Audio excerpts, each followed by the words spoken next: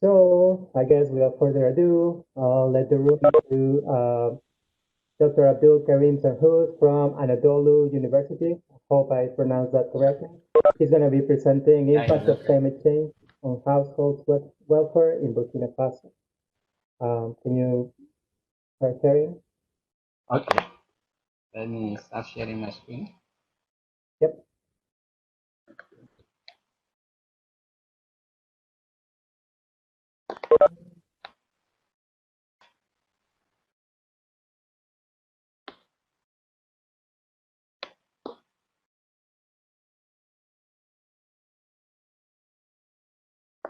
Is it coming?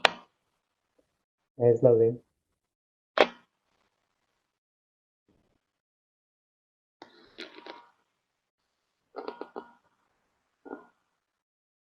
Or is it now? Yep. Okay. Okay. So the session So, is here. okay. So if everyone can see it, I think I can start. So again, thank you all of you for coming here for attending this conference. I'm really happy to be among you. So as you see, the topic of the presentation would be impact of climate change on household welfare in Burkina Faso. Written by me, and Professor Julian Achma from Anadolu University. So to start with, the presentation will be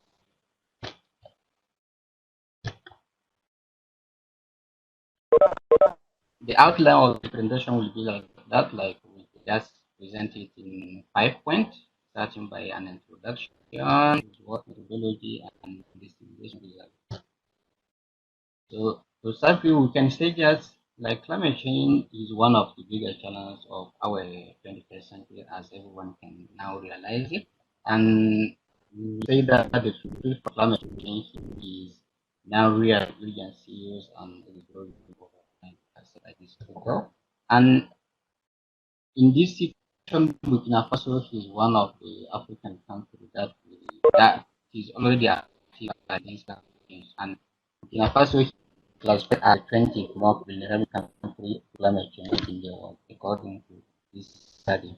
However, it is the 25th least ready to face this climate change threat. And in the country, as you can just quote this author, the climate change will start in a single area. It can be observed both loud and rough within a few months. Like as this is a bit comic, but you can see especially in some months between the month of August and September, sometimes you can have like a month without rain, and just the rain will come, and at the same time there will be something of that. So this is like the situation in countries like Burkina Faso and his neighboring countries. So this country will also be materially affected by the climate change because it is mainly agricultural, with more than 80% of its population is employed in agriculture sectors. And more than more than one third of Burkina Faso land is already degraded. That this degradation may be attributed to climate change or other factors, but in every year, 360,000 hectares of land is degraded in the country. So in this way, maybe in few years, like the most arable land will be not available in this country if nothing is done to protect it. And in the country, the climate change is characterized by, as I have already mentioned, it is characterized by flood, drought, strong wind, and high variability in direction of the rainy and dry season. Temperature level in Burkina Faso has been in the last years as it is shown by many studies. And in the country, like predicted that according to World Bank prediction, the temperature level will increase by 3 to 4% in the decade of 2008 to 2099 from level of 1980 in Burkina Faso. Also, according to estimation, 1.4 to 1.6 degrees of temperature will be expected by 2015. So, also one of the main other factor of the main variable of this that see that there is climate change is rainfall, and this rainfall level is really affected by climate change. As you can see, by 2050, it is expected an increase of 10% of the total rainfall from the current level. And as in the table below, you will see some characteristics of this version of rainfall. If you look at like in the period 1921, 1961 to 1969, like the annual rainfall amount was in average 895, and now in the period 1990 to 2009, it decreased by 9%. Also, the date of the season, like start now in 5 December, it was at that time in the 1960 to 90 season was 5 December each year pattern. It is almost 16 that it started. Although it is the same for the hen and all other characteristics of rainy season in Burkina Faso. So those are some factors that we can see that climate change is really ongoing in this country. So in this context, this climate change will be an obstacle for food security in the country. By mid-2020, there were more than 2 million severely food insecure people in Burkina Faso, according to the estimate. Therefore, it is essential to assess the possible climate change effect and identify adaptation and mitigation strategies. However, the topic of climate change is not well investigated in the literature, especially for also. It is almost the same for most of the African countries, but particularly in Burkina Faso, there is this lack of studies in this topic. So, in this way, we aim to discover by analyzing the whole impact of climate change in Burkina Faso. So, like we just discussed here some previous studies. So, in the literature, we discuss type of studies analyzing climate change effect on the welfare. There is one type of study that analyzes climate change impact on health welfare using like indicators such as production, consumption, and also well in income. And there is a second type of study that analyzes this effect using just subjective well-being measures. So, just like in this second category of study, just ask people about the perception of climate change, how they are affected, but without basing on any indicator. So we call this second type of study the analysis of climate change. So the few existing research in Burkina Faso about climate change has will impact using quantitative measure. For instance, whether 2006 evaluate the impact of climate change on agricultural production.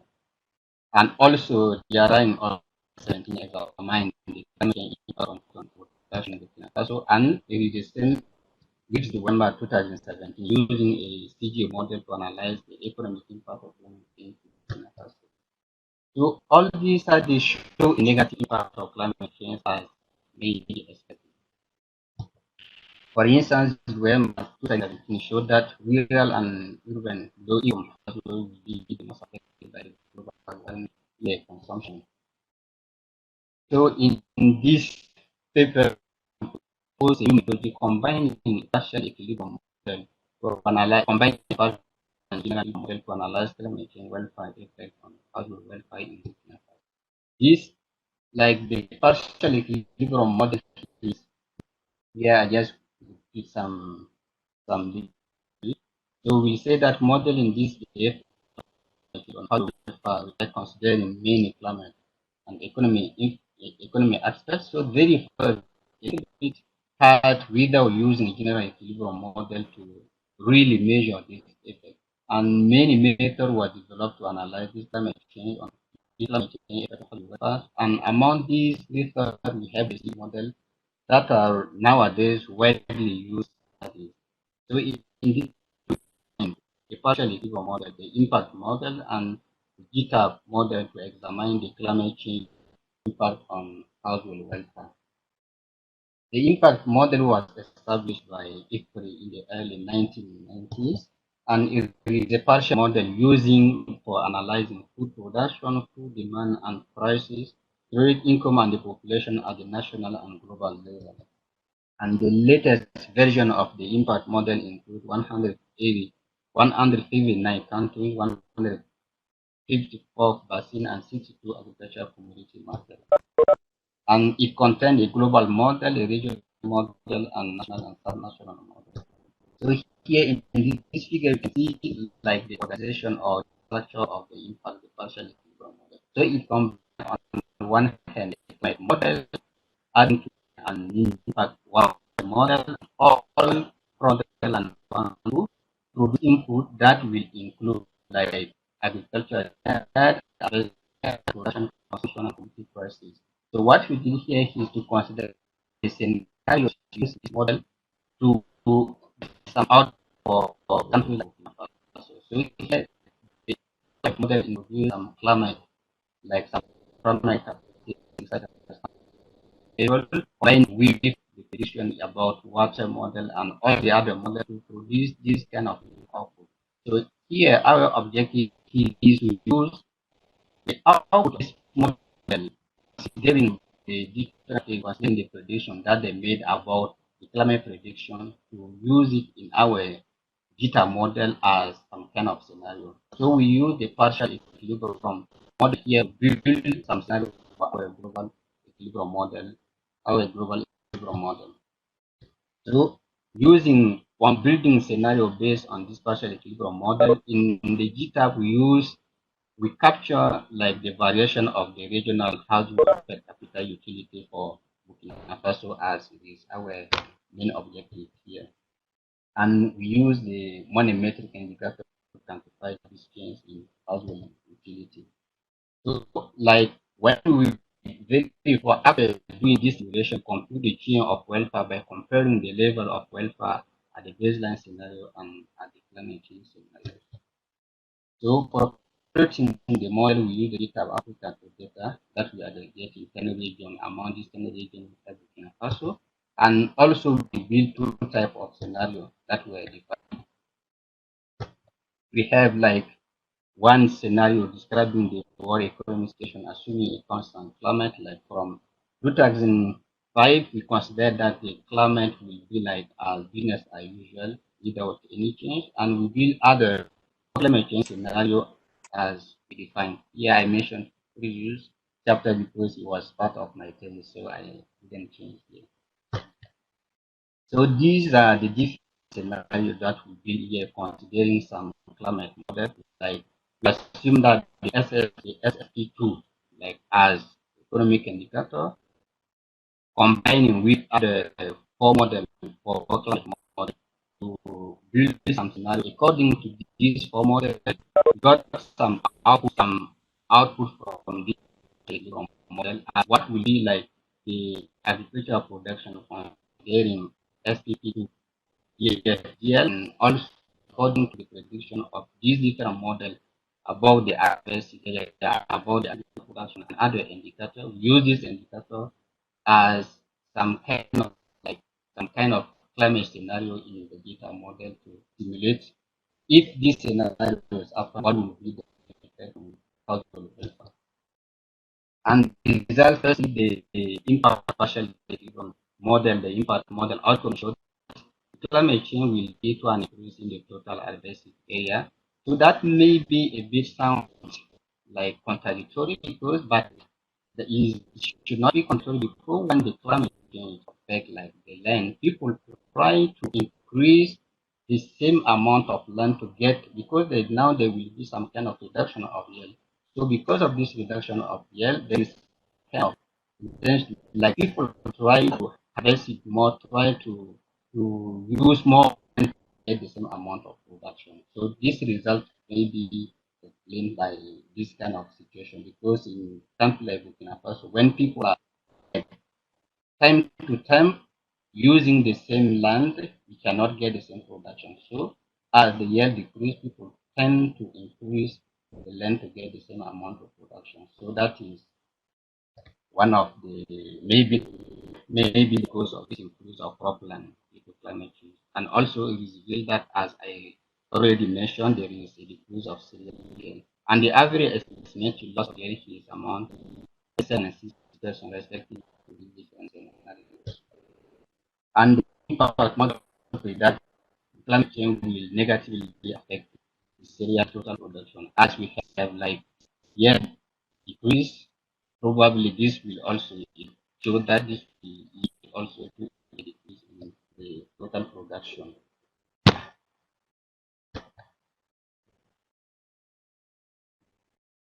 So now this is like the result given by the GTAP simulation. So we first look at after using this decrease in agricultural production, also considering the yield decrease, we use this result of the partial equilibrium model in our GTAP model to see what will be the effect of this decrease in agricultural production, the effect of the decrease in agricultural yield in total GDP in some region and Burkina Faso.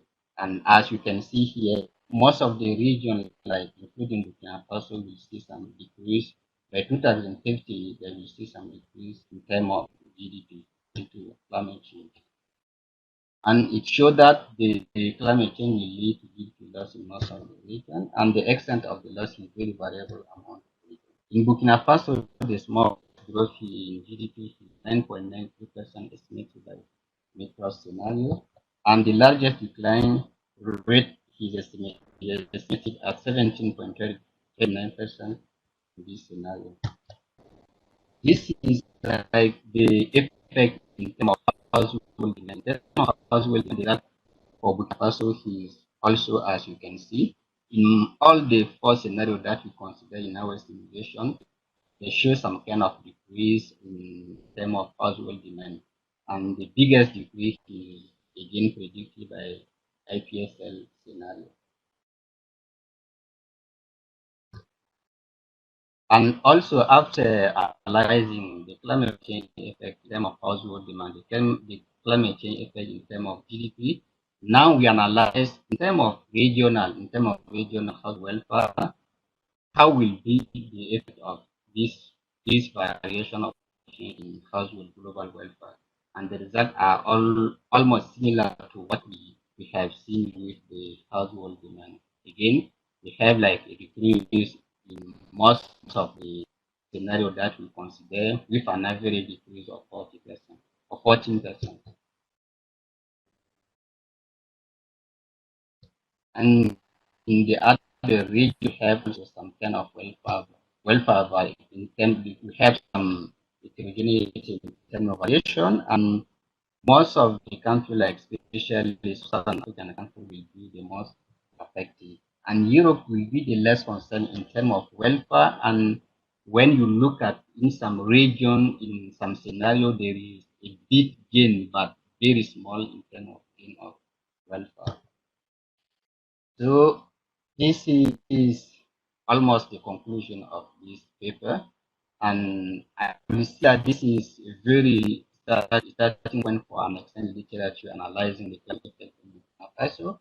And it proposed, even though it proposed a methodology to combine partial and general equilibrium model to analyze the welfare effect of climate change, we need some improvement in the study. Maybe we could have like tried to disaggregate, like rather than considering like a global household, we may disaggregate this household to see the effect in terms of different category of household. So this is what I will do very soon to see in terms of different category of household, in terms of like urban, rural, and in terms of socio-economic characteristics, what will be the effect of climate change in terms of welfare loss. So it will be more easier to target those, those who will be the most effective in terms of adaptation and mitigation strategies.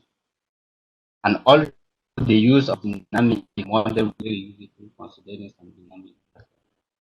So this is almost for this presentation. Thank you for listening, and your suggestion and recommendation are very welcome to this like really the gap of this paper because we see a draft and we need to correct course and thank you. Thank you, Abdul. Really interesting presentation. So I see that there's no questions in the chat. Does someone have a question?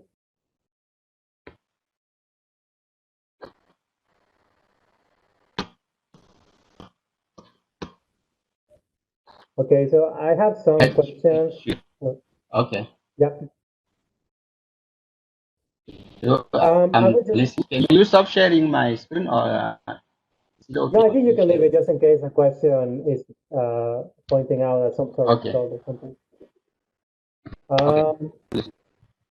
So I was just wondering about that last part that you were mentioning about that maybe it would be good, like a next step to disaggregate the data or I mean, and I ask this because at least in my country, in Mexico, most of the times you wish to do much more, but there's not all the time information available, or it is not as you would like it to be.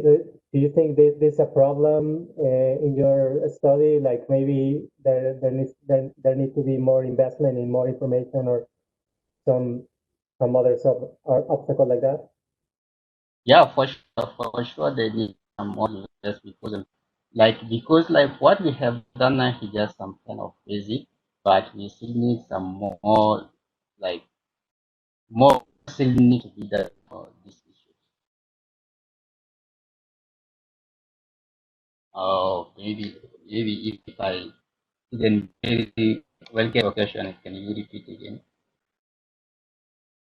Oh yeah, I mean, I was just wondering, like, what kind of information would you like to have? Because what I have seen in some studies to do is like they kind of calculate, kind of like just because we don't have this piece of information, we're like miscalculating, and that miscalculation can lead to more problems. So I mean, maybe that's a Yeah, good idea to like to try to convince universities or even the government to fund some collection of data, just by telling them, well, yeah, like just because we don't know this the range can be so big that it will be hard to make a good decision with this information. I don't know if yeah. maybe you can talk a little bit about that. For sure, because even like if you take country like developing country in general and Burkina Faso in particular, the main problem we have is like data problem. Because there is not data in good quality data available for especially for the climate issues. So most of the data that we have in hand is like some estimation and also some prediction from structure that are not even in the field to have a clue look at the issue and more investment in terms of data collection to tackle the issues of climate change and have a good result in terms of impact analysis. We still need to more still need to be done in this issue, especially for good quality data for these climate change issues. Because for Perfect. GTAP, the GTAP data it is fine for some analysis, but in somehow when you want to get a closer look at the issues, we need some data for to better look at the issues. Okay, I see that Juris has a question. Maybe you can ask directly. Oh, yeah. So I think you showed us the yield impacts for cereals. So I was wondering, Yeah. what are the yield impacts for like other crops, maybe like some cash crops or root tubers for Burkina Faso? Do you recall that? Yeah, I didn't disagree, but why Mhm. I focus on cereal because it is the most harvested, the most harvested product. But when you look at for other crop too, there is some decrease, but less than for the cereal. But I just mentioned the cereal because it is the most consumed, the most consumed product in terms of agricultural product like maize and sorghum and other kind of cereal are the most harvested in Burkina Faso.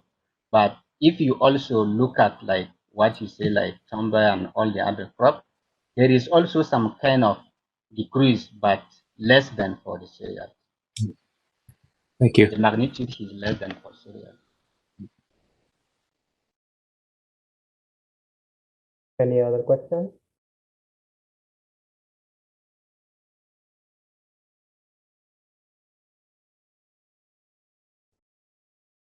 I also noticed that in your diagram of the I think the magnet, the impact Yeah, model, you mentioned something yeah. like macro trends considered. What were those? Maybe you can talk a little bit about that. From where? And Like in the diagram, I think you were considering some macroeconomic trends or something, yeah. if I recall correctly.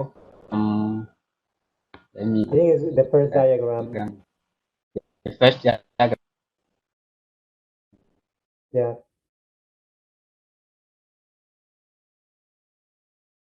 not this one. yeah, right there. Yeah, The which one? Like the operating trend and all other issues.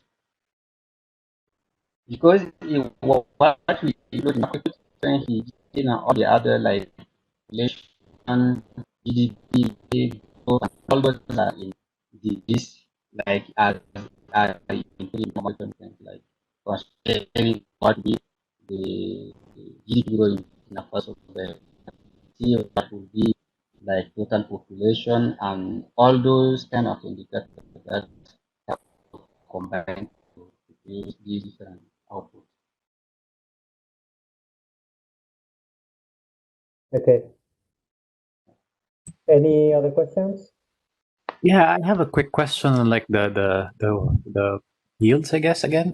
So I'm not sure if the impact model will give you a separate yield change estimates for rain-fed and irrigated. So I'm not sure because you have like water basins there in the impact model. So I Yeah. was just thinking how do you translate those irrigated and rain-fed yield changes if you got them from the impact model?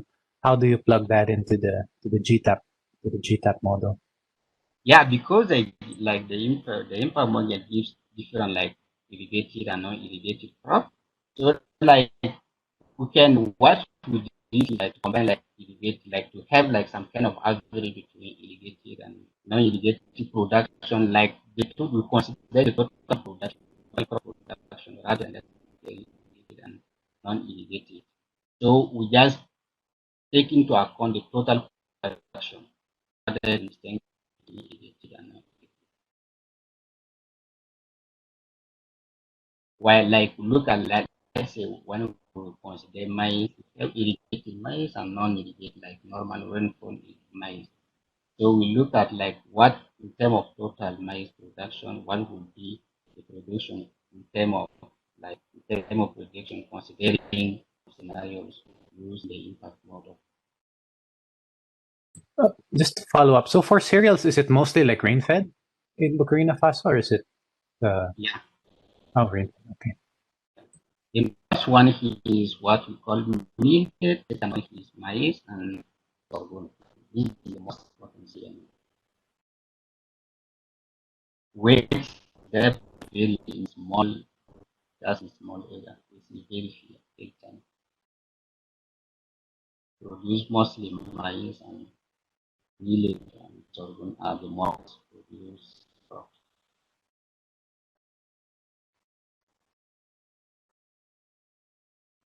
Okay. Any other questions?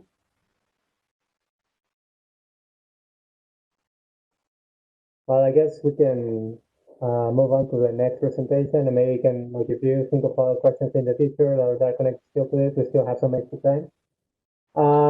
So now we're gonna hear from Martina Story from the Joint Research Center of the European Commission. She's gonna be presenting the long-term effects of soil erosion, a global economic analysis. Martina, the floor is yours. Thanks, Alfredo. Let me share one moment my screen.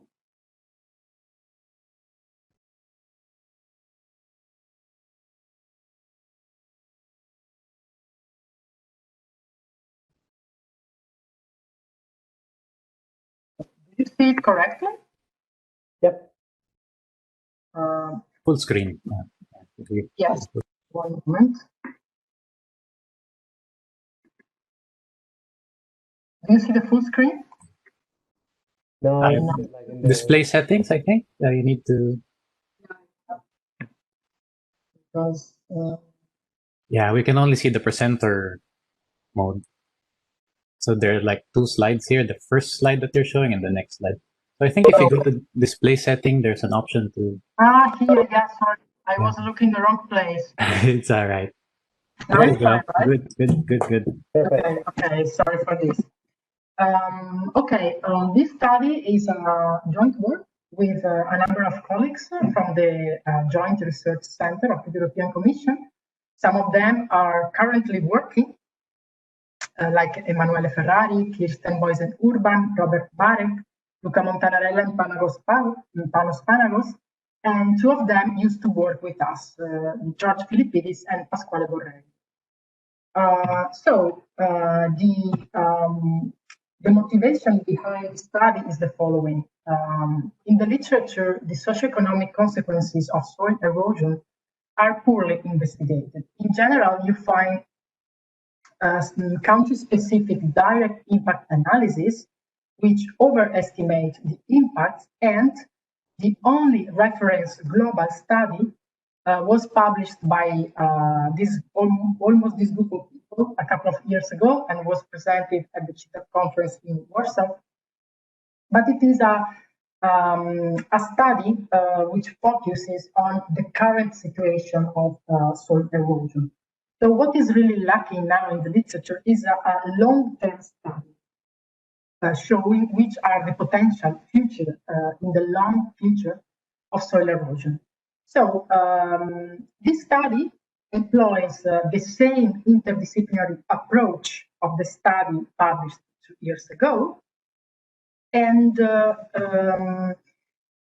country-level estimates of soil erosion at the year 2070 are retrieved from the study of our co-author that are land use modelers.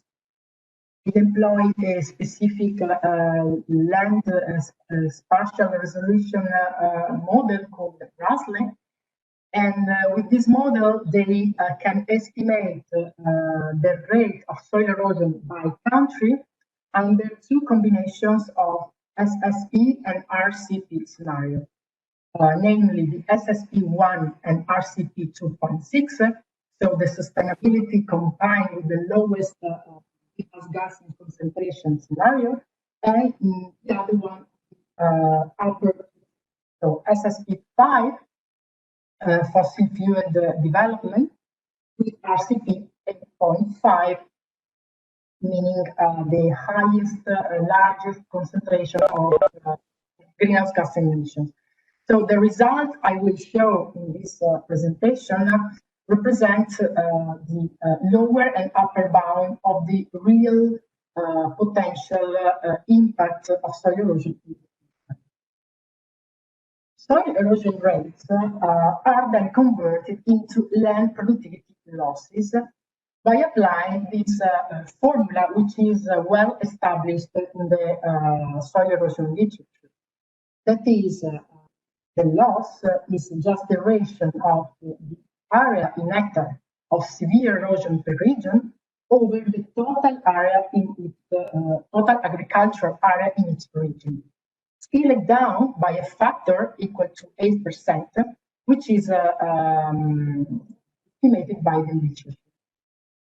Then the land productivity losses feed magnet, our CGE model employed in this study, as a shock to the land productivity parameter of the production function.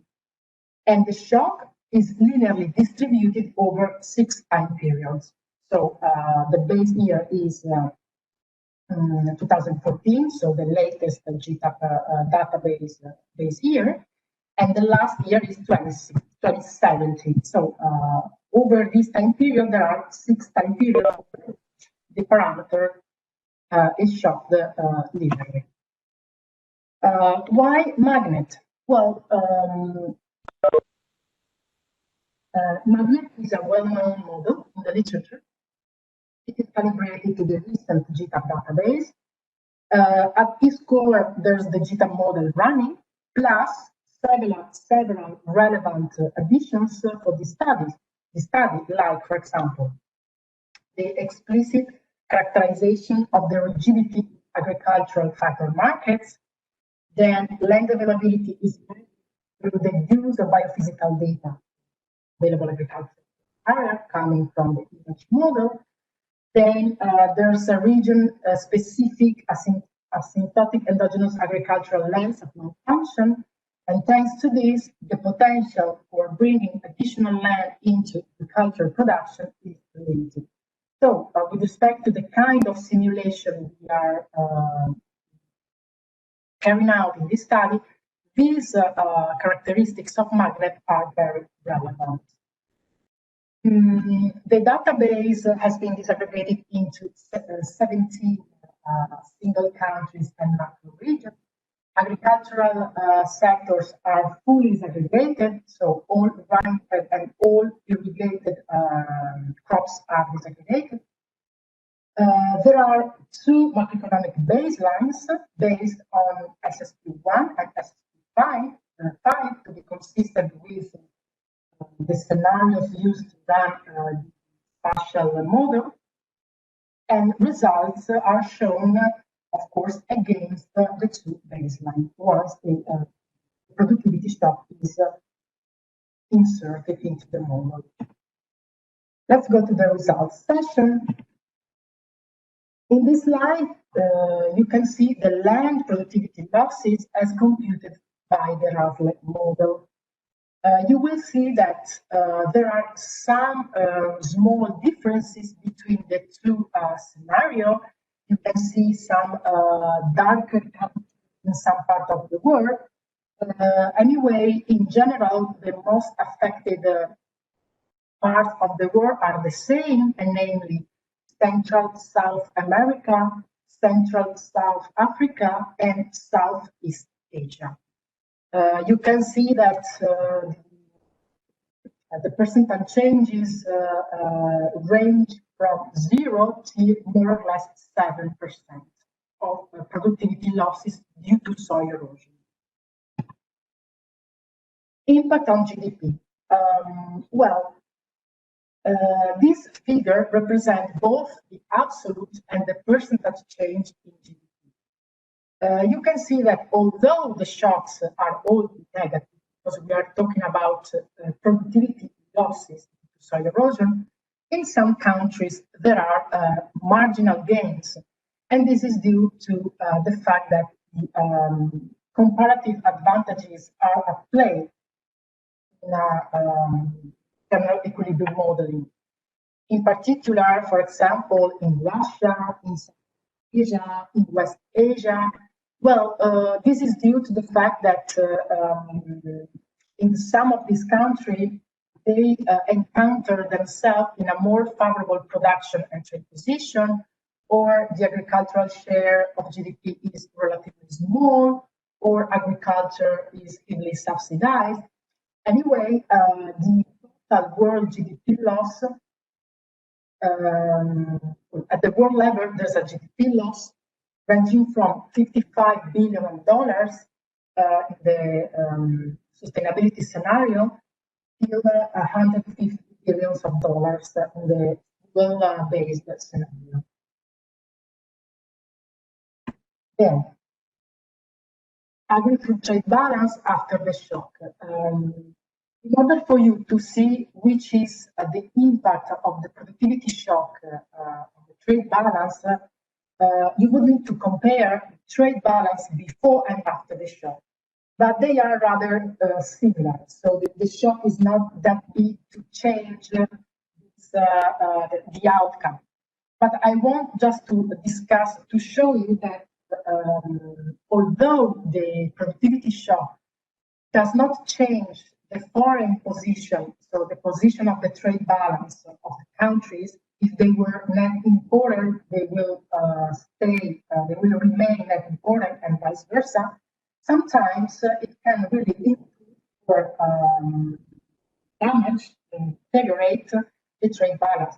For example, the European Union is a net importer of agri-food products.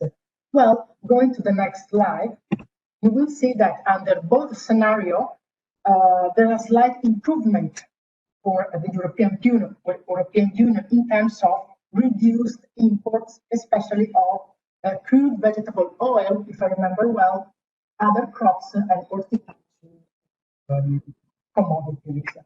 And the opposite holds for Asia. Indonesia is a net export products, agricultural products, but the shock generates a deterioration of this trade balance, although it remains positive. Then, these slides show you the change in crop production in millions of metric tons, so quantities, by crop. Here you don't see any distinction between rain-fed and rain-fed agriculture and irrigated agriculture. So paddy rice is both irrigated and rain-fed. And the interesting thing here is that although the shock applied to the sectors is the same, is that it is the land productivity losses is applied to agricultural sectors. You can see different impacts. In particular, oilseed, the production of oilseed decreases substantially, and the total loss at the global level ranges from 115 millions of tons till minus 250 millions of tons. Looking at the difference between the two scenarios, so these green bars show the difference between SSP5 and SSP1. So by going to the previous slide, let's look at oilseed, for example. You see that there is a difference which is negative between SSP1 and SSP5. So this difference is shown here in green. You can see an additional information in this line, which is the main contributor or contributors to the loss, to the reduced production. In the case of oilseed, Indonesia and Brazil will reduce substantially their production, and whereas Central South Africa will reduce the production of horticulture. On the contrary, North Africa will increase the production of paddy rice due to its advantage in terms of competitiveness in this sector. Another interesting result is on land demand. Here you see the change in land demand in square kilometer by use of land, so rain-fed livestock and irrigated agriculture. You can see that land demand increases in both rain-fed and irrigated agriculture. On the contrary, it decreases in livestock production, and this is due to the fact that this is not surprising because more land is needed in the production process of agricultural products to compensate for the lower productivity of this factor. Remember that the shock affects only crop activities, so the land used by agriculture and not livestock. Then a focus on the two rain-fed and irrigated land demand. You can see that for all sectors, almost all sectors, there's an increase in the demand of land, but the pattern is different. So, for example, rain-fed land demand increases substantially in oilseed production, for example. And this is due to the fact that there's the need to compensate for the reduced productivity generated by the soil erosion shock. This does not happen in the irrigated land demand, and this is very interesting and suggests that there's a different technology behind irrigated and rain-fed agriculture production, and also different inputs in the production process. Here you have the same, again, change in land demand, but the focus is on the regions. So the regions that increases the demand of land are in particular Brazil, Central South Africa, also South America, Southeast Asia, which are the among the countries or regions suffering the most from the productivity shock, or whose economy relies heavily on agriculture. Interestingly, for some countries, the demand of land is larger under the SSP1 scenario, and this is due to prices. So prices are increasing relatively more under the SSP1 scenario.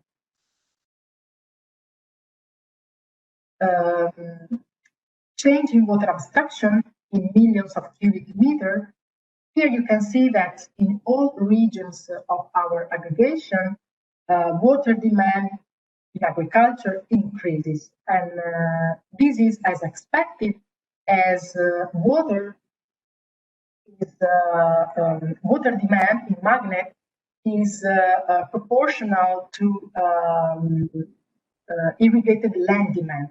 So to the extent that irrigated land increases, the demand for this land increases, demand for water abstraction increases as well. On average, the global impact is 22 million of liters, sorry, not metric tons, under the SSP1 scenario, and 20 millions of cubic meters under the fossil fuel.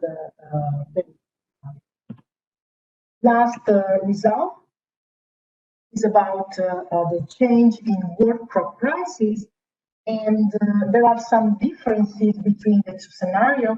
Here you can see the SSP1 scenario, and these represent the change in prices due to the shock only. If I move quickly to the next slide, you can see how the two slides differ one another. And so the main changes are the following. Under the SSP1, some prices in the long term will be smaller. There will be a negative impact on prices, especially for sugar, for heavy rice, and irrigated sugar. Whereas under the SSP5 scenario, all prices will be moved up by the productivity shock due to soil erosion, with a peak in oilseed. And this, for example, is consistent with the drop in the production of oilseed. So to conclude, some take-home messages. Total GDP loss amounts to $55 billion under SSP1 scenario and $150 billion under SSP5 scenario. Soil erosion is unambiguously detrimental to global food production, resulting in a non-trivial decline in agriculture and food production. As a result, land and water demand increase, as well as international crop prices, especially under fossil fuel development scenario. The main messages for the moment are the following. So differences depend on the regional erosion rates, because there are some countries heavily affected by soil erosion that do not show the impacts in terms of GDP losses or crop reduction in crop production, but also on the relative economic importance of agricultural sector, and also on the amount of agricultural land based in the country. And finally, soil erosion may accelerate shifts in comparative advantage. So in terms of food security, this is something we should keep about it. There are some weaknesses, and I will skip them just to tell you that there are some interesting next steps. So this is just a preliminary work, and in particular, we would like to run the scenarios with the more disaggregated single countries, as many as possible. We are also working on another scenario, which is the middle of the road scenario. And very important, we would like to add the land and water footprint to the analysis, because Magnet has been recently extended with a module to compute footprint. Add additional interesting results to this analysis. As a medium target, we would like to feed our single country model Dimitra with the Magnet output to run some country level studies for the African. And that's it. Thanks a lot for your attention. Thank you, Martina. Really interesting stuff. I see some questions already from Victor. Maybe you can ask directly since we don't have that many. Yeah, sure. As I was saying, interesting yet worrying findings. I was wondering, since these results are very much connected to the effect of climate change and to how much into the RCPs are we going, whether the productivity shocks, whether they include other effects than soil erosion on yields, also coming from climate change, and if so, how are they compared, to soil erosion if we are to do a bit of a decomposition? Sorry, Victor, can you repeat, please, your question? Oh. Because I missed some part. Sorry. So the yield impacts of climate change, can come also from other sources than soil erosion. Changes in temperature and rainfall, for instance. Yes. Are the results that you showed are they inclusive of these effects? And if so, how are? Yeah. Please go ahead. Yes. Yeah. Thanks, Victor, for the question.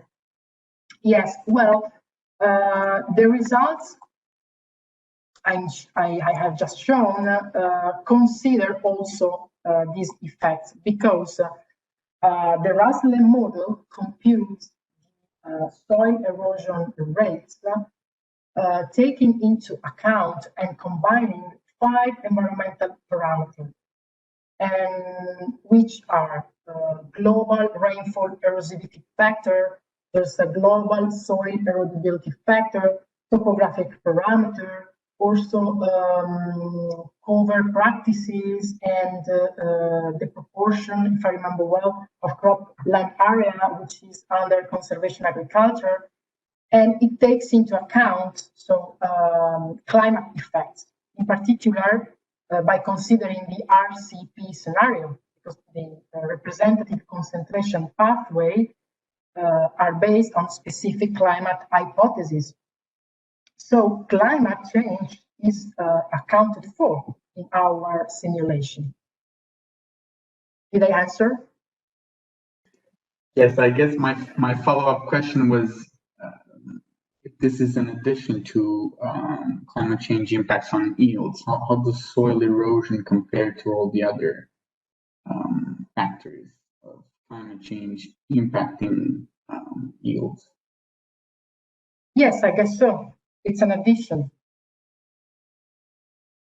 My curiosity was there, like in terms of scale, how big they are relative to plant stress from rainfall or from droughts. Well, to be honest, I cannot answer for the moment, but I can check it, and we can discuss it further, because I can't answer to your question. I do not have the number to give you a real answer on that. So, but we can discuss it later on if you want. Sure, thanks. Thank you. Thanks for stressing this important point. I have actually kind of related to what Victor was saying. So my original thought when I heard the comment is like kind of like, aren't you double counting? Because like all these scenarios are already considering a lot of climate change things.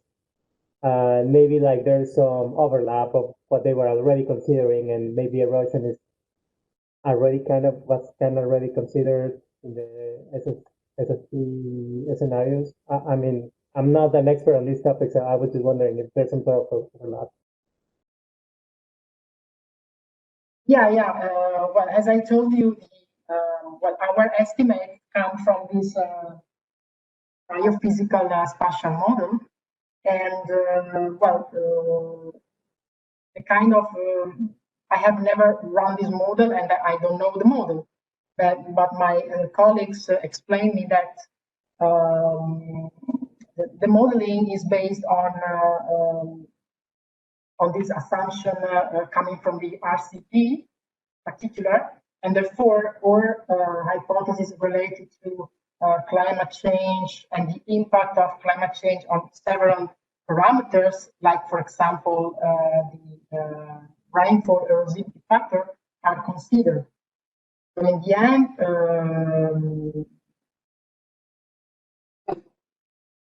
I believe, I think personally that climate change is considered in our study. But another important thing to add to this presentation is that soil erosion here is due to water intrusion only, because there's I'm not a biophysical I'm not a biophysics, but I know that soil can be eroded by there are several natural phenomena that can erode the soil, and the one we are taking into account here is only due to water. So the intrusion of water that percolates through the soil, and this generates a loss of nutrients of the soil. So the soil gets less fertile, and as consequence reduces its and fertility. But this is only due to water. So the erosion induced by water. Okay. Are there any other questions? Can I ask? Hi, Matilda. Very Hi. good study. Yeah, very interesting results. And I think it shouldn't be a question, but there were some comments about where this goes next step. So one thought was, is it possible to evaluate some compound effect of, like you just mentioned the water caused erosion? Is that somehow overlapped with the water quality changes? Can you use your model to assess the impacts of the compound effect from both soil erosion and water quality? And the next, and another comments was, so probably next step you will think about the mitigation or the mitigation measures to alleviate or stop soil erosion, like reduce the tillage or some other measures like a crop rotation. Those scenarios or practices can be modeled using this framework, or evaluate the impacts of these measures to kind of reduce the outcomes of soil erosion. Thanks, Jean. Well, about the first question, I don't think so, because, well, as far as I know, the biophysical model does not consider the quality of water. And, well, in magnet neither. We only have an irrigation, there's a water module, which is which takes into account water used by irrigation, so irrigated crops.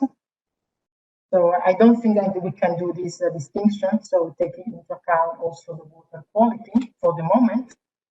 And regarding your second question, well, any kind of adaptation to soil erosion is taken into account by the biophysical model, because there are some cover and management practices that are simulated by the model.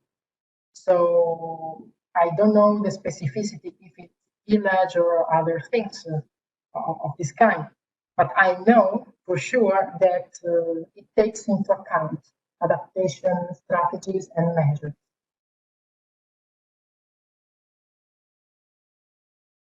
Thank you. Thank you for your questions. Thank you, Martina. Can I ask a question? Of course. Yes, thank you for the nice presentation. Actually, when you show crop production changes in million tons and the land demand changes in cubic kilometers, how do you keep track of the physical changes considering the different substitution elasticities in the sets and the set production functions? There's an addition. This is a sort of extension or an addition which is present in the magnet model. So there's a conversion factor converting values, so value of output into production quantity. So it's just a conversion. So the model just gives these additional results in terms of quantity or square kilometers or cubic meters, and that's it. Okay, thank you. Yeah. Yeah. Any other questions?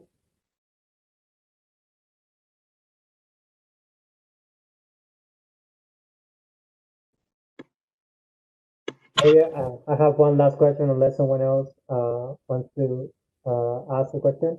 I was just wondering, like, if you have thought of having like a good scenario, like what if all these countries like start implementing some good practices or like kind of like try to reduce like what is expected to happen in terms of erosion, and just to calculate what will be the difference impact of like trying to do good in a way. I don't know if that information will be available or like what would be realistic to assume.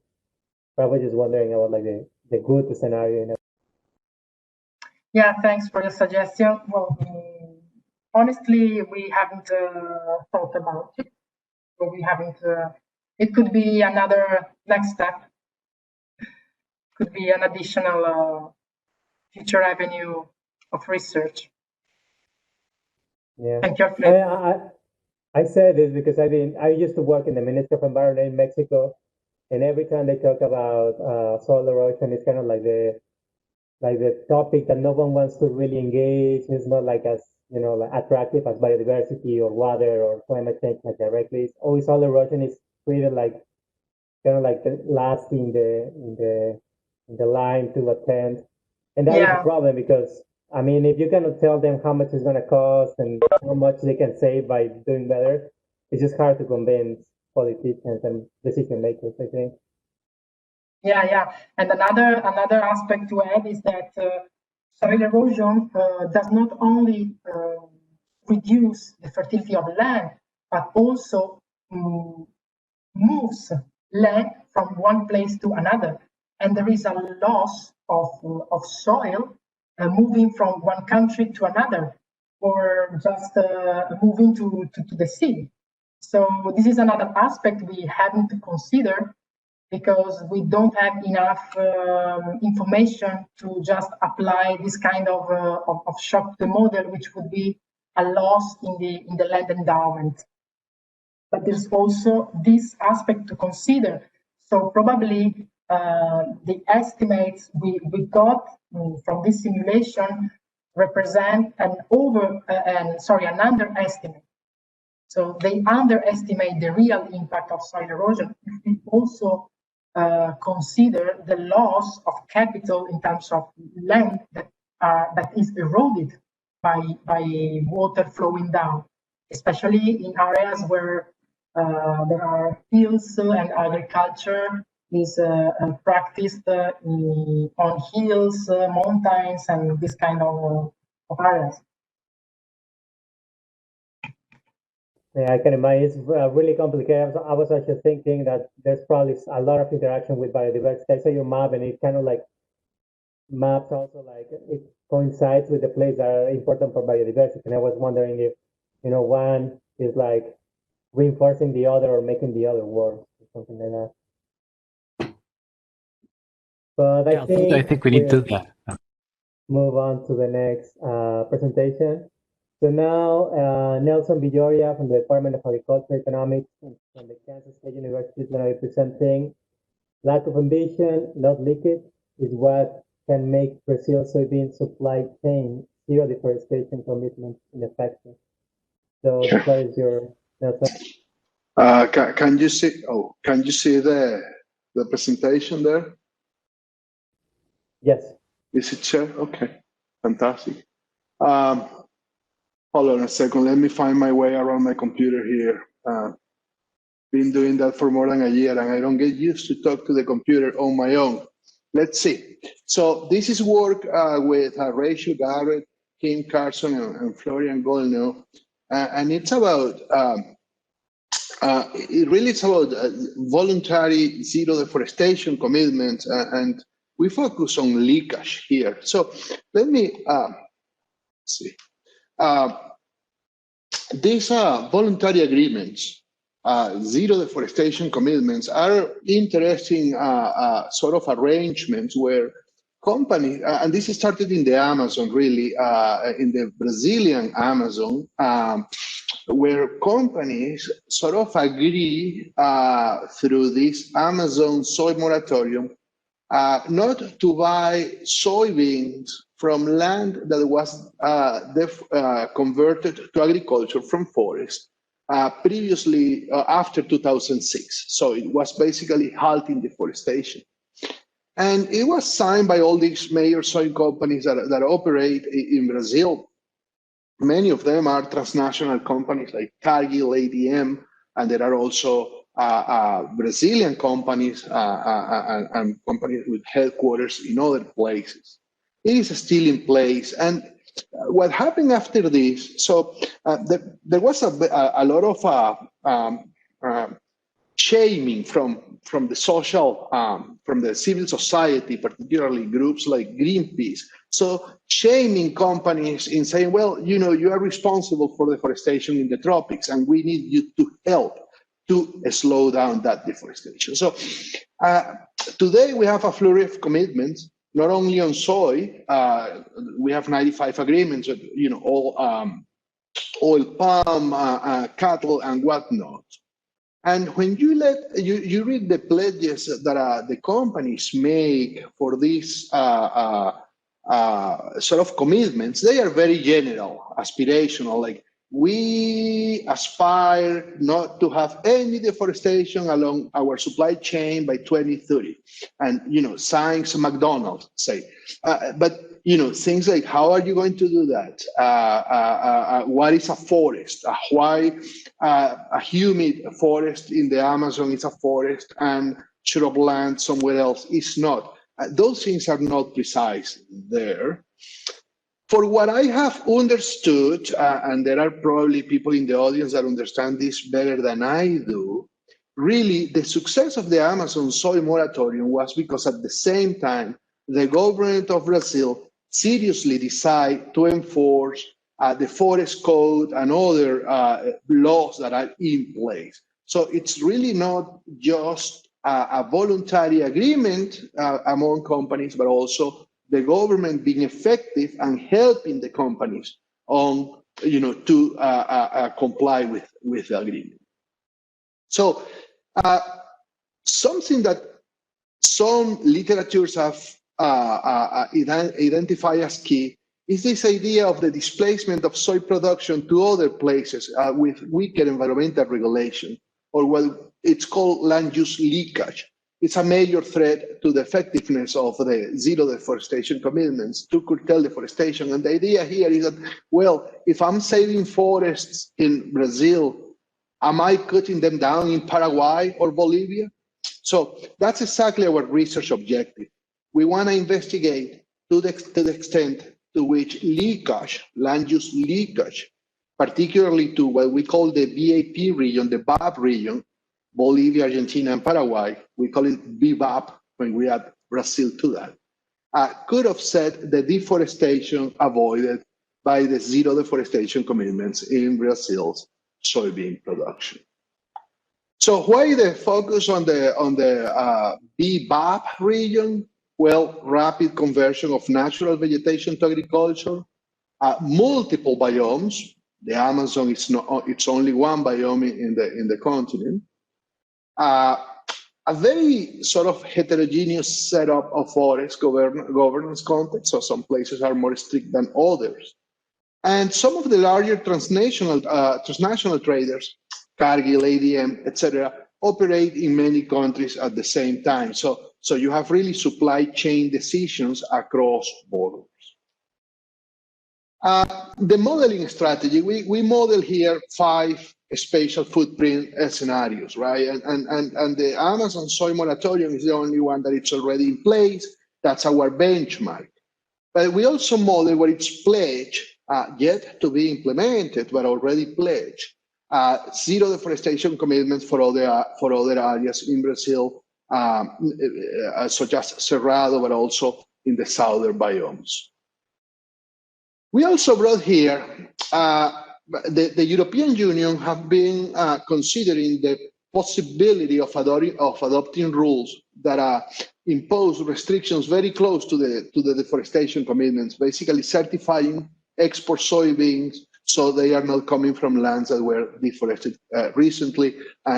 This is really at the center of the EU-Mercosur trade agreement, the environmental, the management of forests by Brazil. What are the incentives there? And you know, it's not just the EU, really. There are 2 buyers of soybeans nowadays. The other one is China. And COFCO, which is the trader, the soybean trader in China, the CEO, have said, well, you know, there could be something about committing ourselves not to buy soybeans that are coming from lands that are deforested. And then we sort of combine both EU and China as an upper bound effect. We use the GTAP AZ model and data, the model, the theory by Hertel et al. in the sort of the seminal paper of the GTAP AZ model, and the data that Juris and collaborators put together. It's a version 9. The big difference here is that we need to split Brazil into biomes. And the reason is that AZs are not meaningful for our analysis. So here, I shamelessly stole this map from the USDA website, but it's pretty clear that you have most of the soybean production concentrated here in the middle of Brazil towards the interior of the continent, where you have the darker, greener zone here. Now, when we look at the AZs, so AZ6, for example, covers most of the Amazon, but really have little soybean production in it. AZ5, where most of the production is, it's actually quite a bit of the Amazon and a lot of the Cerrado biome. AZ4 has some Cerrado. You can see also that AZ6 is not continuous. There is a bit here down in another biome. I believe that's Caatinga or Mata Atlantica. I'm not sure. And then AZ12, another big area of production. Now, when you draw the biomes down here, you can see that the boundary of the Amazon biome really goes through the middle of the soybean production. So it is what is north of that boundary, what is in the Amazon soy moratorium. But a lot of the soybean in Brazil, it's produced in Cerrado, that is the second biome going from north to south, the second set of boundaries there. And then we have another biome that includes the southern biome. So the other thing that is interesting, and this is perhaps the single most important challenge that we are facing with this work, is that companies that are committed to these zero deforestation commitments compete with companies that really don't care, right? So you have companies like that they have signed these agreements, and they are buying soybeans, and they are competing in the market with other companies that they don't really care about the provenance of the soybeans. So when we look at the market share of the companies with zero deforestation commitments, we see that in the Amazon, this is actually the spatial footprint of the Amazon soy moratorium. There is quite a bit of, most companies are committed, and in some municipalities, 75% of the companies that buy soybeans there are committed. These are export shares, okay? That's the data that we have. Now, when you start going north, going south, or Cerrado and other biomes, you see that there are municipalities in which you have a high incidence of companies that don't really are committed to this zero deforestation agreement. So it's hard to picture how that competition there will play out. I mean, what's the minimum threshold? And these are the companies that export to the European Union. In this case, this is the market share. So you can see that the companies in the Amazon, they export quite a bit to the European Union. But a lot of the companies in Brazil, most of their exports are not bound to the EU. Probably they are going to China. When you go all the way to the Pampas biome, actually it's around 75%. So it's an interesting, and we exploit this in the way that I'm going to explain now. We basically say, well, it is unknown how competition between zero deforestation and non-zero deforestation companies would affect the success of those commitments. So we bound the uncertainty by saying, well, if at least 75% of the soybeans exported in a municipality are bought by a company with commitments, we assume that the entire municipality is under commitments. A more sort of, it's not conservative, it's actually middle of the road, will be an export threshold of 50%, which, I'm not sure it's really realistic. If, half of the companies are committed, half of the companies are not, what prevents a producer to selling to the not committed companies? And then the sort of the least restrictive is at the presence of at least one company. So we have this market coverage scenario.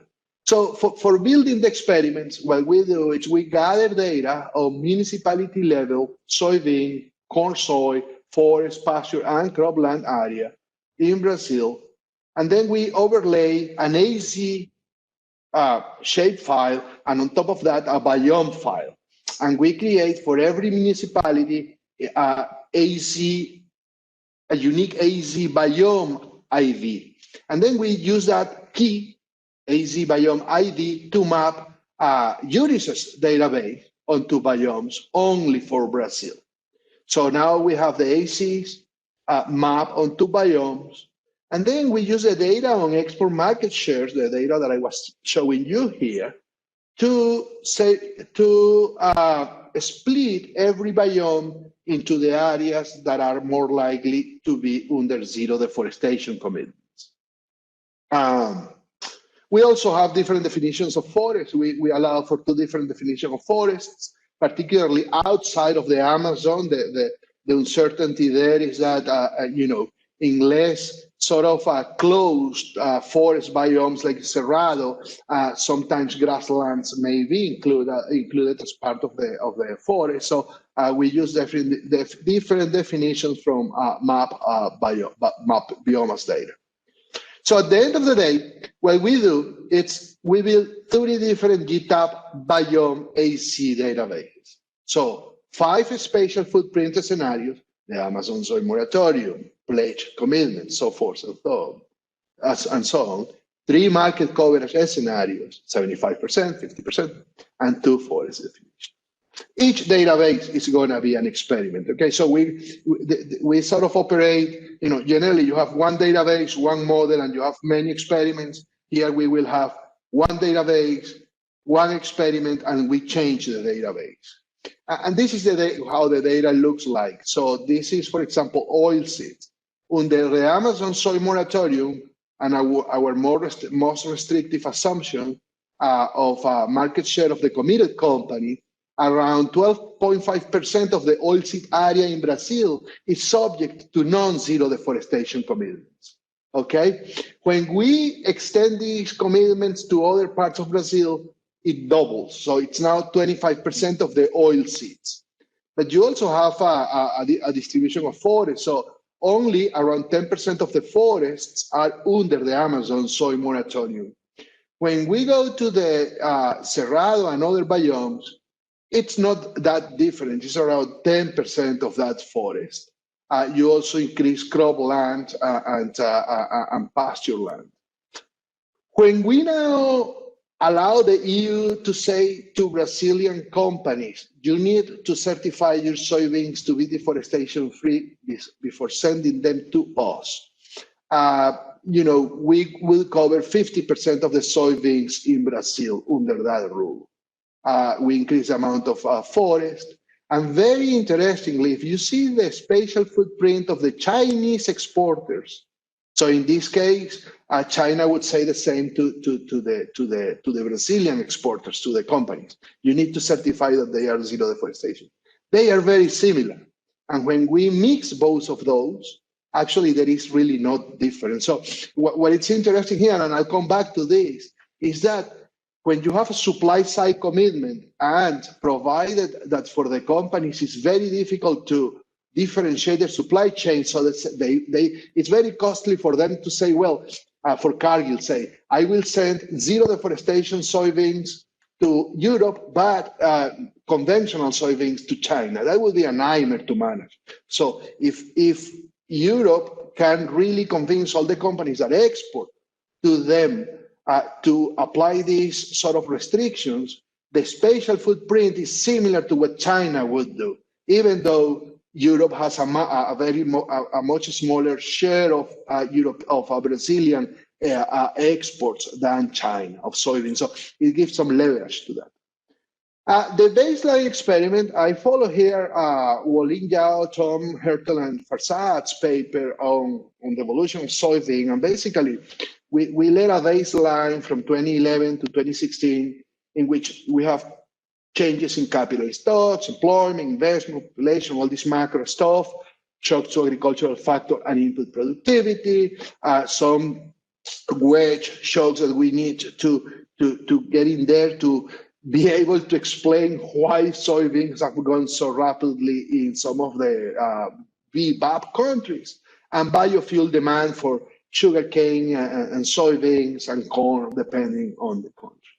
So what we then do is, so we run the baseline experiment, and then we say, well, we run the baseline experiment again, but making endogenous the percentage change of land, of forest to agriculture at the bottom of this land use nest. So we basically restrict conversion to forest, from forest to agriculture in the places where we have zero deforestation commitments. And recall, these are biome zero deforestation regime splits. So that AREC set is going to change from the Amazon soy moratorium to the global CDC commitment, to the European commitments, to the China commitments. So this is what we are changing, really, this swap here. And we swap it with a producer subsidy. So validation, this is what our baseline does. Validation with the GTAP AZ model is tricky. There are issues with the modeling of land use, which can be for an entire GTAP conference session. But there is also the thing, what are you validating against, right? So I'm validating oilseed area from the GTAP model against harvested area from FAO. We can discuss why these two things are different. And then here against cropland in FAO and deforestation in FAO.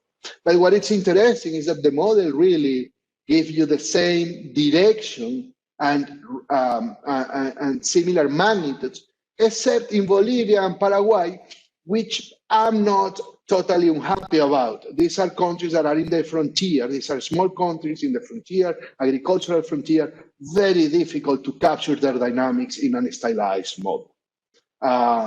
So this is the validation. Let me show you what happens when. Nelson, yes. you just have 1 minute, so it will be enough time. Oh, Okay. yeah, okay. Thank you. Man, okay. Oh, didn't we say 5 minutes? No. Well, so okay. So this is what happens when we apply the Amazon soy moratorium. This is the reduction of soybeans in the Amazon. And then, of course, we have some leakage to the Amazon itself, Cerrado, and other, and very, very small leakage to Brazil, Argentina, and Paraguay, for some leakage to the rest of the world, and a reduction of global soybean production. Let me show the deforestation outcomes. I ran out of time, sorry. But the idea, so for example, in the Amazon soy moratorium, this is the avoided deforestation around 580,000 kilo hectares, hectares in the Amazon. Some of that is offset within Brazil, but really nothing in Bolivia, Argentina, and Paraguay that were our concern. And there is some in the rest of the world, and some net avoided deforestation. The larger the spatial footprint of the commitments, the more the avoided deforestation, right? So when we restrict land conversion in Cerrado and other biomes, we have some cross-biome leakage to the places that have no commitment. But again, we don't change the pattern of no leakage to the BAP region. And I hope someone asked that question in the question and answer session, so I can finish my presentation, because I don't have time to explain it now. But so someone needs to ask the why the BAP region responds so little. These are the land use change emissions. That could be question 2 from the audience, so I can explain this slide. Let me go really quick over 2 limitations here. And this is what I'm being very puzzled about. We don't have evidence or a cost price differentiation in this deforestation-free soybeans. So we can really allow a differentiation of the supply chain. And that's why we have this sort of, all or nothing in a municipality. If 25% of the soybeans are bought by non-committed companies, well, we assume that all are by committed companies based on the 75% threshold. The other one is that, we also assume that once that a company decides to export to Europe or China, zero deforestation, it will do the same to all destinations. And we say that this is realistic because of monitoring conforming costs. Let me conclude. The risk of land use leakage to Bolivia, to Brazil, Argentina, and Paraguay seems limited. And here is a preview of the answer of why. It's a matter of international trade. There is weak intra-regional trade. The countries don't compete in the same markets, and the restrictions in Brazil are not enough to move world prices. So there is a lot of scope for more ambitious supply-side measures, which basically, the larger the spatial footprint of the restrictions, the larger the avoided deforestation and greenhouse gas emissions in the country. I'm going to stop here. Thanks for your attention. Happy to answer questions. Thank you, Nelson. Very interesting results. I think Alvaro Calzadilla has a raised hand. I don't know if he has a question.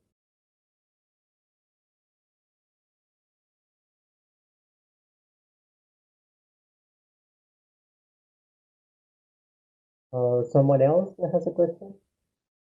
Sorry, that was from the other session. Sorry. Oh, okay. Oh, well, maybe you can tell us about like the stuff that you didn't have, like what someone else can think of. Okay. Yeah. Well, so what I was asking you guys to ask me was that so why there is so little leakage to Brazil, Argentina, and Paraguay? And really, the answer is this plot here to the right, where you can see this is how the trade network works. So really, you have China and the European Union. These are the big markets. Brazil exports mostly to China, relative terms. North America competes with Brazilian producers elbow to elbow in China. So what happens here, the reason we have a little supply response in BAP, but a large supply response in the rest of the world, it's in North America. Basically, the US can fill the void left by Brazil pretty quickly. And what happens is that it doesn't move prices quite a bit, but prices are relatively unchanged. So that's why Argentina, Paraguay, and Bolivia, that is not here just because the width of the network links, the country didn't make it. It's very little intra-regional trade and exports in general. They don't see a price signal to increase production. Now, you can also see the other very interesting thing. Very little intra-regional trade between Paraguay, Brazil, and Argentina. So it's not that Brazil, if they have a farm restriction, they start importing the beans from Paraguay or Argentina. These are pretty much disconnected markets inside of South America. And the other interesting thing is that Argentina, Paraguay, and Bolivia are specialized on the European market, while Brazil is specialized on the Chinese market. So there is a very interesting segmentation that really attenuates price signals across the trade network. And that's why we get the result that we get of very little leakage within South America, which, you know, it's interesting, right? That basically you can have net deforestation when you apply the supply side restrictions in Brazil, basically because the US is picking up that tap and filling the void. So that's thanks for the question. So, like, if I understand correctly, it's kind of like a habit. Like, it's not like they're going to completely change how they trade internationally. Is that right? Can you say that again, Alfredo?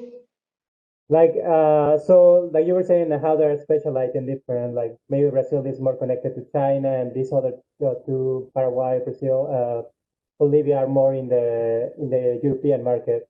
So, just because this zero deforestation commitment is in place, it's not that they're going to change the habit of how they've been trading in the past, right? Yeah. Basically, there is little supply response because there is not a lot of changes in prices in those countries, in the BAP countries. Okay. Any other question?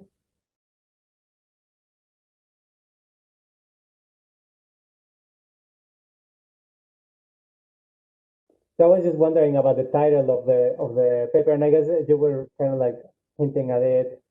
Like, so it's more that we just have to, like, I mean, they're in the right direction. They just have to be more ambitious in the zero commitment, right? Yes, that I think is the take home of this paper, that in the soybean supply chain in particular, given this sort of a duopoly of exporting countries, and the fact that the US is really the one that it's responding to events in Brazil, you can really enforce the forest code and other laws in Brazil to stop deforestation without really pushing the deforestation to other places in South America. So I wouldn't worry about leakage, that the idea that you are pushing deforestation somewhere else, as something that will invalidate the commitments. I would worry more about ensuring that the commitments happen. Yeah, I am working with a bunch of people that publish in journals where the title of the papers are the conclusions. And we don't do that in economics, right? But so I'm learning.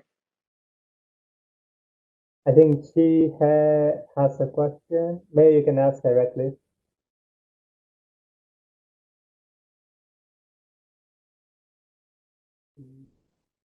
Oh, hi. Yeah, this is she speaking. So I'm wondering, you are talking that, the deforestation leakage is not so great within the BBAP countries because the US will, fill in the void of the soybean supplies to China. So I'm wondering if the model will be able to capture the deforestation leakage happen to US and other countries. It does. It does. The thing is that in the US, for example, you don't have a lot of deforestation. Basically,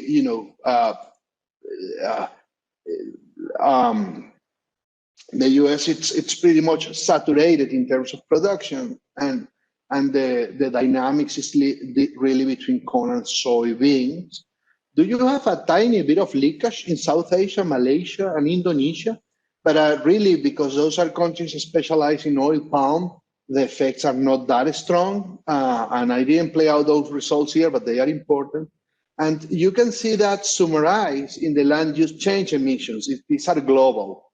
So, these are a proxy of global deforestation. So there is leakage, not to the VIP region, there is leakage of production to other places.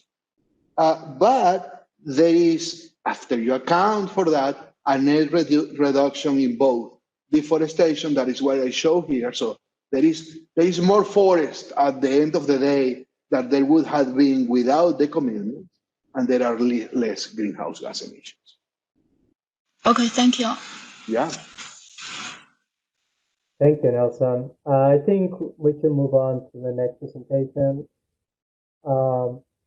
Jason Beckman is going to be presenting endogenous adoption of international agri-food practices and standards. Jason comes from the Economic Research Service from the USDA. Jason, the floor is yours. Great.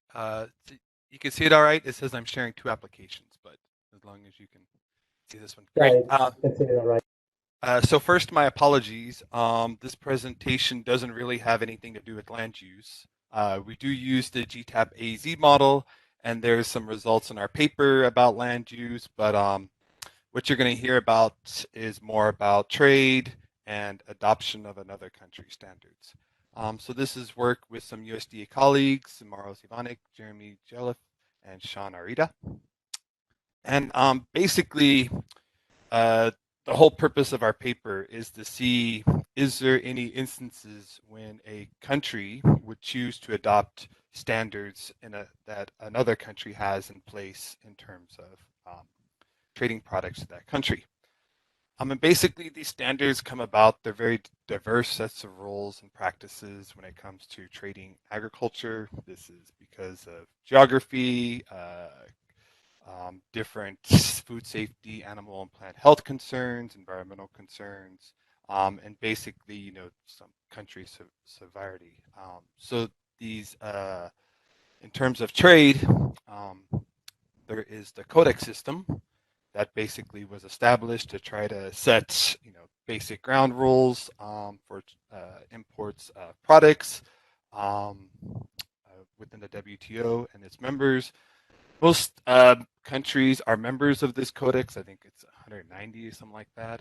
But ultimately, codex compliance is voluntary, and it's basically been shown not to have a binding effect on national food legislation. And in the short term, codex really doesn't offer countries remediation if all of a sudden an importing country throws up a non-tariff measure, perhaps with mad cow disease or something. They just stop importing products. There is remediation through the WTO, but those challenges take up to 10 years or more. And those are also, with the challenges, this could take quite a long time. So, basically we're wanting to see if we could have our CGE model determine if a country would voluntarily adopt the standards of another country in order to facilitate trade. So some basic thought experiments on why this might happen. You basically need sizable export markets to have a country comply with another country's standards, because basically that country that wants to export has to create a new industry. So it should be that the importing country should be a big market. So if Seychelles or Mauritius has some standards, it's probably not going to be that US or EU is going to make a new production structure for that, because those are really small markets. In addition, the exporting market should have the capabilities to create a new market. So you're basically looking at a lot of major agricultural producers. And there are some examples of countries adopting another country's standards. So for example, the EU prohibits beef produced with added hormones into their market, and 95% of US beef is produced this way. The US took the EU to case in the WTO. So the EU, in order to remediate that challenge, they offered a big TRQ to the US and some other countries. And they said, we'll import a whole bunch of beef produced with non-hormones, but we'll do it with zero quota rate. So the US created a program that is monitored by USDA and some other agencies, where they actually produce beef mainly for export to the EU. But there's other instances where standards could have difficulties. For example, back to the US and EU, TTIP, trade negotiations, Martin Benzi, economist from Germany, said it's not a question of one side saying they have higher food standards. It's ultimately that these two markets divulged, and they make their decisions based on what is good for their own consumers and producers. So some background into this, a little bit more background, and I'll mention land here a little bit. So back in November, we at the Economic Research Service published a report on the EU's farm to fork strategy. That's a proposal where they basically are changing most of their food production. So we produced a report. We looked at some of the changes that they propose, which include changing input production, such as pesticides, fertilizers, antimicrobials, and land, reducing the amount of land in agriculture. And we found that if you implement these reductions in agricultural inputs, food prices rise. And it's really based, how much they rise is really based on how many countries adopt these strategies. So in that report, we made some assumptions on who would adopt the strategies along with the EU. So first, we considered two extreme scenarios. One is the EU is the only region that adopts those input reductions. Another one said, what happens if everyone in the world also adopts those? And then we had this middle scenario where we assumed that certain countries that export a large share of their agricultural products to the EU would also adopt the standards set by the EU. And here's some more mention of land. We used the GTAP AZ model for that work in order to explicitly model that 10% in agricultural land. We used the version 10 database, and we updated to 2020. So a little bit more on that middle scenario. It could basically be thought of as the EU trying to make a level playing field. So if they're forcing their own farmers to reduce inputs into agricultural production, it's been said that they sort of want to export the same initiative to other countries in order for their farmers to have a level playing field. So in that publication we did, we assumed certain countries would join. Those included all of sub-Saharan Africa, the Middle East and Northern Africa, some of their European trading partners, and other countries who aspire to join the EU. We didn't completely shut off trade. So we said that countries that are not adopting these standards, basically they have a reduction in exports to the EU and these other countries of trade by 50%. That's just some arbitrary number that says maybe some farmers would adopt the European Union standards and in order to keep their trade markets open, or maybe they're exporting products that are produced not with these agricultural inputs.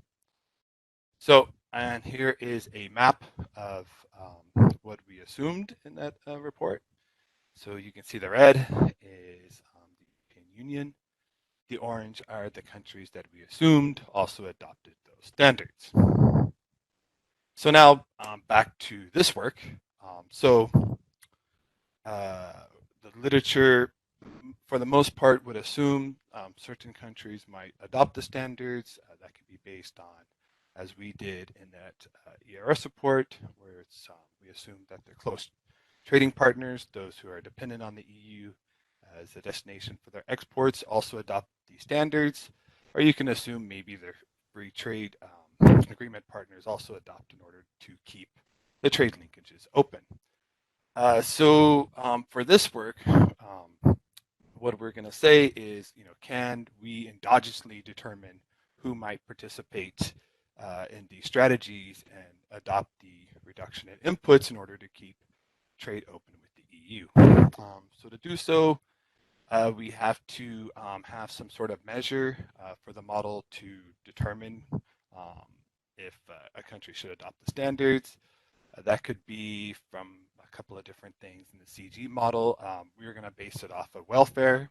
So as you'll see later, if the welfare is greater with them adopting the standards and keeping trade open with the EU versus if they just don't adopt the strategies and they take that hit in trade. Each country is going to make its own decision.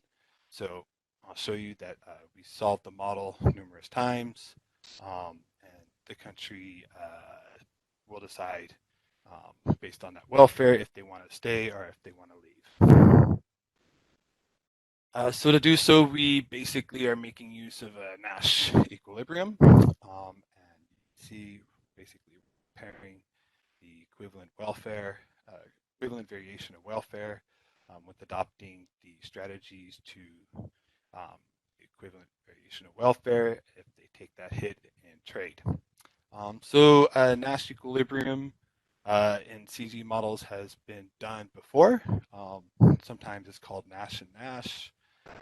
But despite there being a couple of papers that have used this technique, most of those works are quite highly stylized. They do like 2x2 regions and commodity are 2x3, and they make some general statements without letting the model actually solve to come to a conclusion.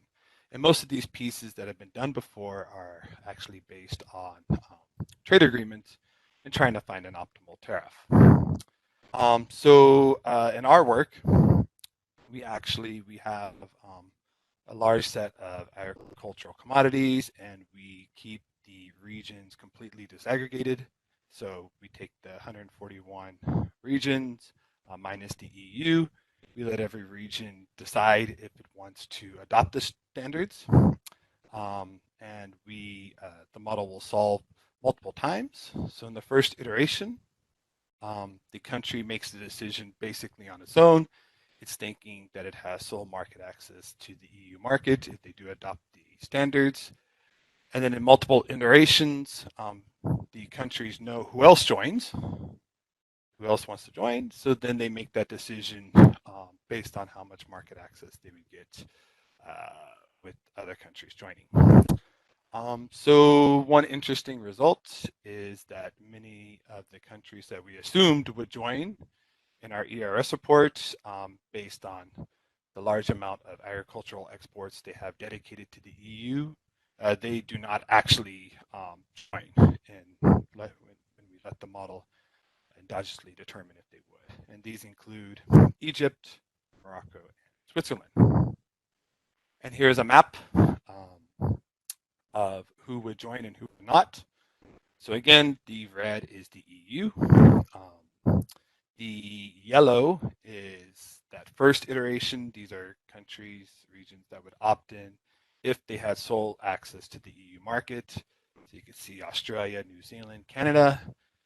They would all join, but once other countries start joining and adopting the strategies, taking away some of that market share, then they leave. The orange are the countries, regions who eventually stay in that final Nash Equilibrium. And you can see that some of these are countries that have trade agreements with the EU. So there are 21 regions that ultimately stay, and 11 of those have trade agreements with the EU, such as Chile. But then you get countries such as Argentina who do not have a trade agreement with the EU, but they do export a relatively large amount of their agricultural products to the EU. So then looking at what all this means, this compares the results that we got in our ERS report with what we get here. So in our ERS report, in that middle scenario that we assume countries participate, this was 29% of global agricultural production and 28% of global population. So you can see in our endogenous solution, both of these have decreased 20 and 13%. And you can see that basically the market impacts fall because you have less countries participating. So as before, if you have restrictions in agricultural inputs, including land, I'll keep mentioning land as much as possible. If you have restrictions in agricultural inputs, you could think that you're going to have a reduction in agricultural production because you have less resources to produce with.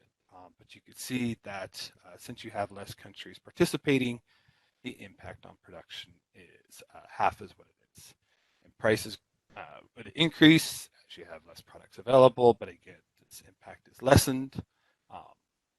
And you can see all the way down food cost and GDP. As you have less countries participating, you have a smaller impact from the EU strategies. So as another application of this work, what we did is we considered basically how much power does the EU have in getting countries to adopt these strategies, which is basically largely dependent on the trade and market access to the EU. So to do so, we make use of the UK leaving the EU. So as before, when we solved the model, the UK was out, but we say, what happens if we include the UK? Would there have been more countries joining? So we include the UK, we run the same endogenous selection, and we find that rather there's more countries that join in general, including Australia and New Zealand, rather than opting out as they did in the previous solution. They stay in the final group. We have another map for that. And, you can see that there is a little bit more orange this time. So I mentioned Australia and New Zealand stay. A lot of the countries, though, are pretty similar to those before. A lot of African regions who have colonial ties or who have trade agreements with the EU. Chile with their trade agreement, and Argentina is again also participating. That's it. Thank you, Jason. Very interesting map. Yeah, at least I had maps, right? I'm kind of surprised, to be honest. I don't know. I thought it would have more power than that. the European Union? Oh, with To the bring UK more. joining, yeah. Yep. I think the number increased maybe by 10, the countries that opted in the final solution. But yeah, it's a lot of products. The UK imports some very specific products, and those tend to be those that like Australia and New Zealand produce, not exactly what the US produces. So from the US, they import basically bourbon and wine, and they can get that from Australia. So a lot of it is dependent on exactly what they import. Okay. Does anybody have any questions for Jason?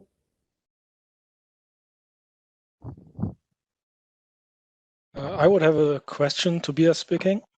Thanks very much for the interesting presentation. I was just wondering, as you said, that the decision of opting in is mainly driven by the share that the EU has in the export market of the respective country.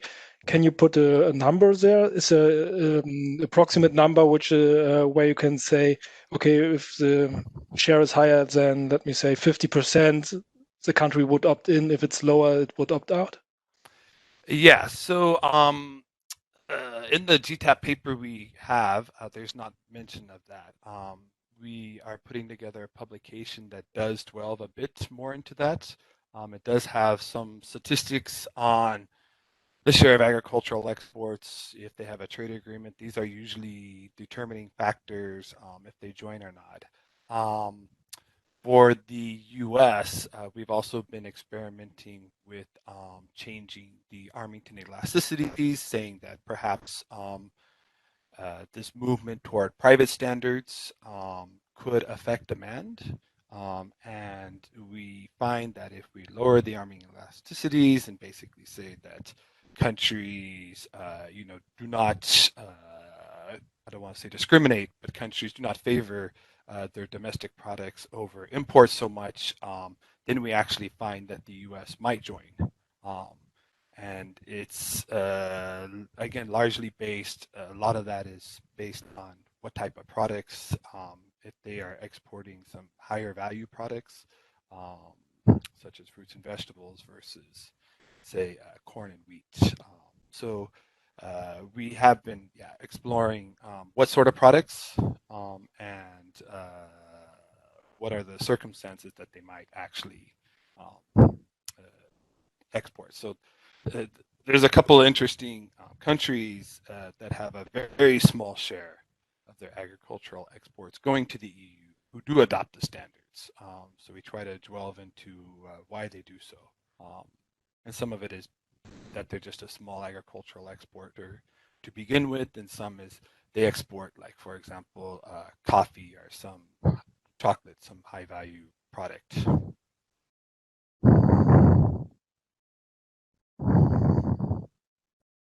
Any other questions?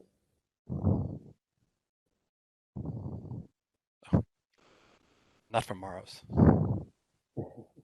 I was actually curious about the Nash Equilibrium. I mean, unless someone stops me because maybe it's too specific. But I mean, maybe you can tell us a little bit more how it works. Like, I'm guessing that you had to solve for all the combinations of all the countries, and so it must be like a really computing demanding, or I don't know. Yeah, so Marls is actually the brains behind that, and since I see him on my screen, I'm sure would be happy to explain it if he wants to. Well, it did take a week each iteration. Yes, that's right. And we always started, we always evaluated the countries in the same order. So there's no stochasticity in it. There's a possibility that multiple solutions, but because we always go with the same order, we always find the same solution. So that was sort of important, so we can replicate that. I did not investigate whether actually there are multiple solutions. I'm just saying that that's a possibility, but we have not explored that. But yes, it took a lot of computing power, a lot of time. Thank you. Any other questions from the audience?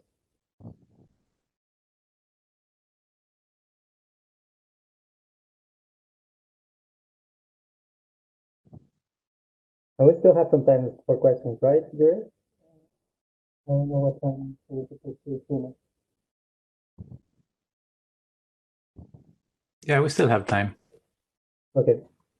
So I was just wondering about like obviously the European Union that is kind of like pushing this type of change. Will it matter if I don't know maybe other main country joins or like does an extra like I don't know if that's reasonable to assume. I don't know with all the sustainable development goals, there might be other big countries that kind of like join and maybe make it a bigger impact on what how many countries actually join. I don't know if that will even make sense. Yeah, no, I'm sure once, if you sort of get, some other big importing markets, maybe China, I don't know, US, they also adopted the standards, then obviously, as you get more countries adopting them, then those, and you're prohibiting, 50% of trade to those people, then you would probably most definitely get more people who would want to join. So there's probably, yeah, some sort of tipping point that would maybe take like a year to solve if we keep adding some countries. But it would be interesting to see, what sort of markets you need to get to eventually get everyone to join. I think it will But be yeah, interesting because there's always this question of well we need a big commitment, but if you can actually measure like well we need these many countries to actually make like a really I don't know how to define what's a reasonable complete change, let's say. I think that tipping point will be interesting. yeah. So I mean, we could, as we know how many countries join, you sort of say, global pesticide use would be reduced by this much, fertilizer would be reduced by this much. You have, and we're assuming that 10% of land is being taken out of agricultural usage, so that's, perhaps a carbon sink or something like that. So, there is, some sort of, measure that you could do to look at, the benefits of countries joining. In our ERS report, we had, like I said, this extreme scenario where everyone in the world also adopted the standard. So we got some really big market impacts, but we also have another publication coming out soon that estimates sort of how much agricultural productivity you would need to mitigate these impacts. So that is, sort of one solution is to increase investment in technology to sort of mitigate these market impacts. Okay. Are there any other questions? So I also was wondering, like the difference between the endogenous model and the where you assume. I mean, if I understood correctly, you kind of assume which countries enter in opt in and which ones opt out. But when you do it endogenously, like you get a completely different result. Which like, oh yeah, it does make a big difference. Yeah, we were. Switzerland is, really the interesting one because they're completely surrounded by the EU. They export a lot of dairy products and other foods, and they import them as well. So that was one of the more interesting ones we thought that they would definitely be in. And then there are some other Northern African countries that have strong colonial ties. They have trade agreements forever, and they opted out. All right. Any other questions? All right. I think we can close early today. Thank you very much, Jason, Nelson, Martina, Abdul. Really interesting stuff, and I hope we can see each other tomorrow for the rest of the conferences. Thank you, everyone.